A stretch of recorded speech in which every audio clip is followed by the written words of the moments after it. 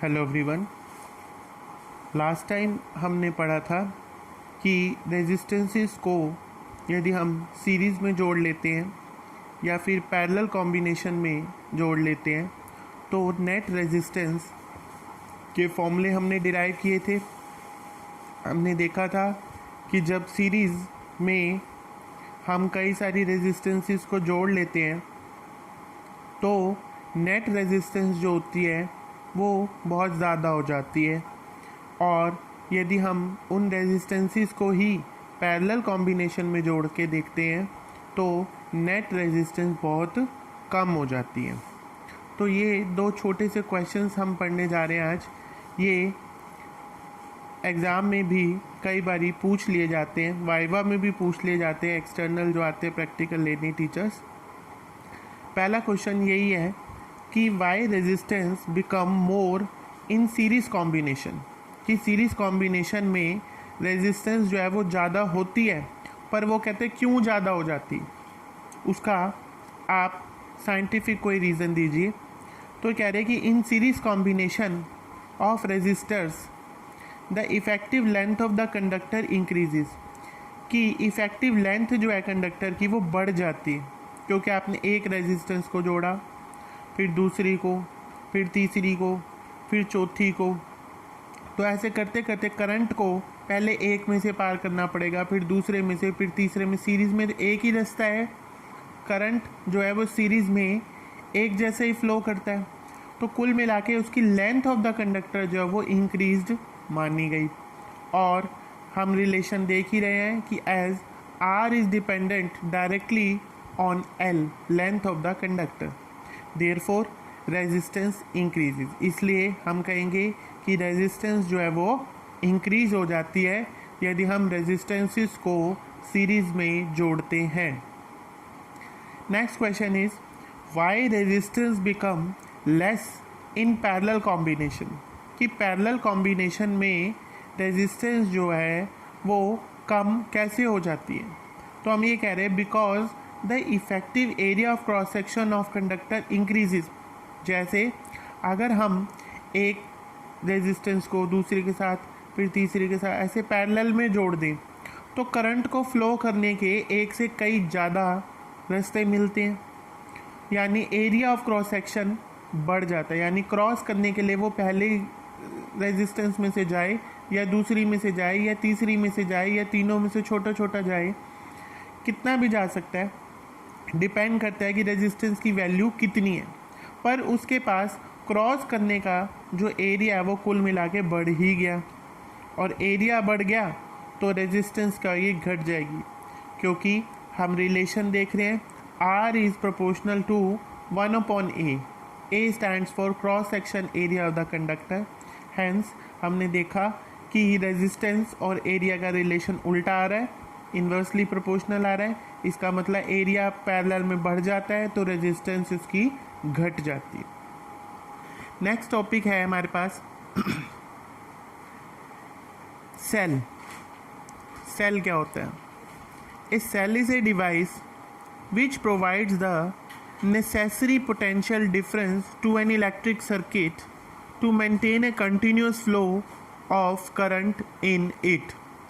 यानी जब किसी सर्किट में से करंट फ्लो करता है, फॉर एग्जांपल जैसे एक बल्ब है, उसमें से हम कहते हैं कि करंट जा रहा है तो बल्ब ग्लो कर रहा है। वो करंट जा रहा है का मतलब क्या होता है? उसका मतलब होता है कि बल्ब के अंदर में से charge carrier, current charge carrier flow कर रहे हैं, एक सिरे से उसके अंदर जा रहे हैं और दूसरे सिरे से उसमें से बाहर निकल रहे हैं। पर वो उनको भेजेगा कौन, या फिर वो उसमें से क्यों फ्लो करेंगे, किस कारण से वो फ्लो करते हैं? पोटेंशियल के डिफरेंस के कारण है। क्यों?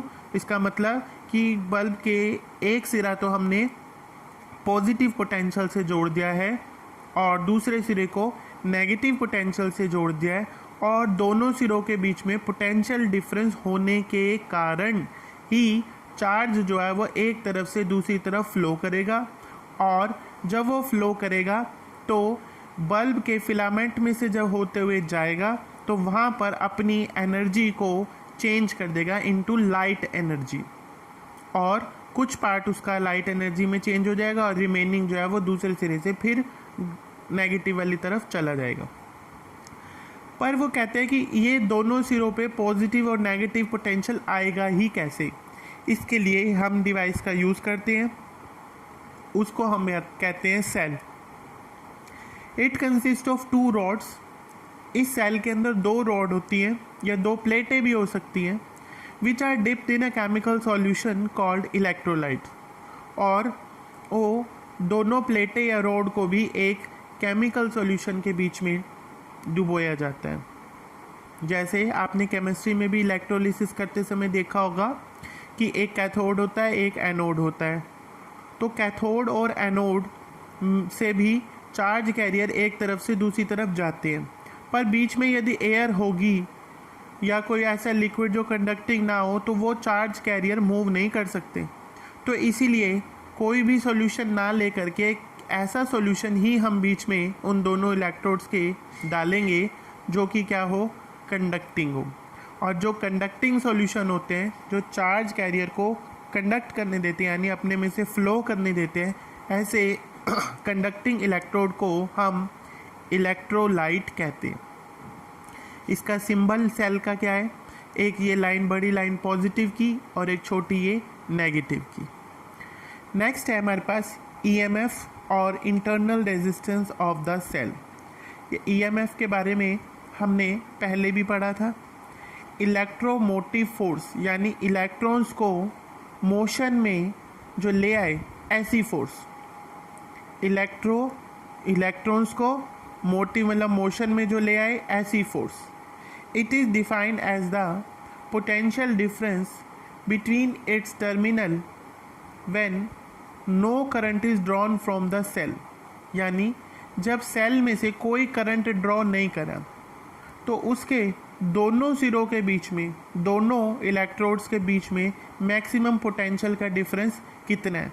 जैसे कि ये सेल आपको दिखाई दे रहा है, अगर एक सेल का ये नेगेटिव वाला हिस्सा, ये वाला सिरा मान लो कि 5 वोल्ट पे है और ये वाला 10 वोल्ट पे है, तो 5 जो है वो छोटा है इसलिए वो नेगेटिव माना जाएगा और 10 जो बड़ा है वो पॉजिटिव माना जाएगा। ज़रूरी नहीं कि इसमें प्लस या माइनस का चक्कर होता है, इसमें कम या ज़्यादा का चक्कर होता है। यानी 10 वोल्ट अगर इधर है तो ये पॉजिटिव और 5 इधर है तो ये नेगेटिव। इन दोनों टर्मिनल के बीच में पोटेंशियल का डिफरेंस अगर हम सीधा यहाँ पर इसको यहाँ से और इसको यहाँ से सीधा वोल्ट मीटर से जोड़ दें और चेक करें कि ये पोटेंशियल डिफरेंस कितना है। जैसे कि हम अब एग्जांपल पढ़ रहे हैं तो हमने कहा कि एक सिरा तो 10 वोल्ट पे है, दूसरा 5 पे, तो डिफरेंस कितना है, 10 - 5 5 वोल्ट का, यानी कि ये सेल माना जाएगा। तो वो कहते हैं it is defined as the potential difference. EMF की डेफिनेशन पढ़ रहे हैं हम कि ये वो पोटेंशियल डिफरेंस होगा 2 टर्मिनल के बीच में जब करंट कोई भी फ्लो नहीं कर रहा होगा सेल में से। इसकी यूनिट जो होगी वो क्या होगी, ईएमएफ की सेम पोटेंशियल डिफरेंस जितनी ही होगी, जिसे हम वोल्ट भी कहते हैं या फिर हम कहते हैं इसे जूल पर कूलम। जूल पर कूलम, ये जूल पर वोल्ट तो सबको याद भी रहता है, इसलिए ज़्यादातर कई बार ही पूछ लेते हैं जूल पर कूलम किसकी यूनिट है, तो इसे आपको याद रखना है। नेक्स्ट है internal resistance of the cell. Internal resistance cell की क्या होती है, इसको स्मॉल r से दिखाते हैं। क्या सेल के पास वोल्टेज पोटेंशियल डिफरेंस तो होता ही, क्या उसकी भी कोई इंटरनल रेजिस्टेंस होती है? हाँ, होती है। तो ये कह रहे हैं it is defined as the opposition offered by electrolyte and electrodes. जो इलेक्ट्रोलाइट और इलेक्ट्रोड्स फ्लो को रोकते हैं, वो भी अड़ते हैं, उनके साथ भी चार्ज कैरियर चलते समय टकराते हैं, तो वो क्या करते हैं, एक इंटरनल रेजिस्टेंस को जन्म देते हैं। उसको हम स्मॉल r से डिनोट करते हैं और ये करंट की वैल्यू को कम यानी रिड्यूस कर देता है। It is defined as the opposition, ये अपोज करता है तो ऑब्वियसली ये उसके लिए क्या है, रेजिस्टेंस का काम कर रहा है।